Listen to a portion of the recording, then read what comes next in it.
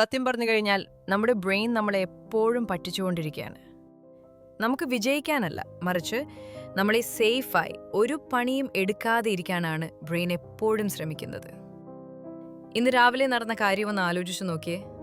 Alarm അടിക്കുന്നു, പുതപ്പിനടിയിൽ നല്ല സുഖം.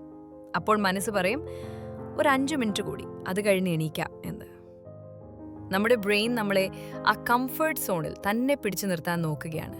പക്ഷേ ഈ സുഖം ഒരു വലിയ കെണിയാണ്.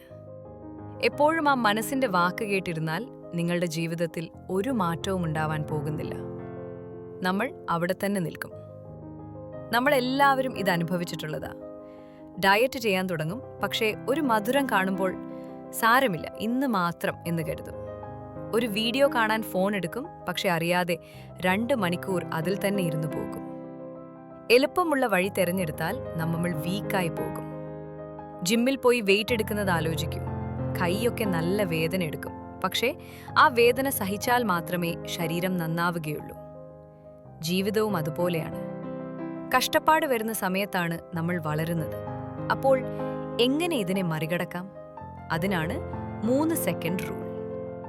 ഒരു കാര്യം ചെയ്യാൻ മടി തോന്നിയാൽ അതിനെക്കുറിച്ച് കൂടുതൽ ആലോചിക്കാൻ നിൽക്കണ്ട. ഉടനെ 3, 2, 1 എന്ന് മനസ്സിൽ പറയുക. ഉടനെ ആ കാര്യം ചെയ്യുക.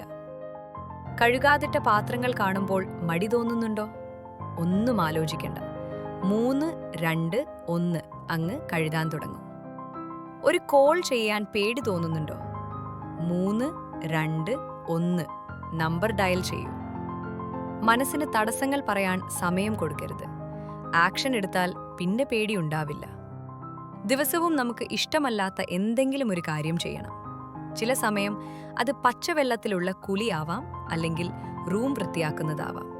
ഇത് നിങ്ങളുടെ ബ്രെയിനിന് കൊടുക്കുന്ന ഒരു ട്രെയിനിങ് ആണ്. നിങ്ങളാണ് ബോസ്, നിങ്ങളുടെ മൂഡല്ല എന്ന് ബ്രെയിനിനെ പഠിപ്പിക്കുക. മൂഡ് വരാൻ വേണ്ടി കാത്തിരിക്കരുത്. വിജയിച്ചവരാരും മൂഡ് നോക്കിയിരിക്കാറില്ല. അവർ ചെയ്യേണ്ടത് ചെയ്തുകൊണ്ടിരിക്കും. ഇന്ന് തന്നെ മനസ്സിലുറപ്പിക്കൂ, ഞാൻ ഒരു മടിയനല്ല. സുഖമുള്ള കാര്യങ്ങൾ ചെയ്തു ശീലിച്ചു പോയതാണ്. ആ ശീലം ഇന്നിവിടെ തീരുകയാണ്. ഇനിയെങ്കിലും മടി പിടിച്ചിരിക്കാത്ത ഒരു പുതിയ ആളായി മാറൂ. പോയി ചെയ്യാനുള്ള കാര്യം ധൈര്യമായി ചെയ്യും.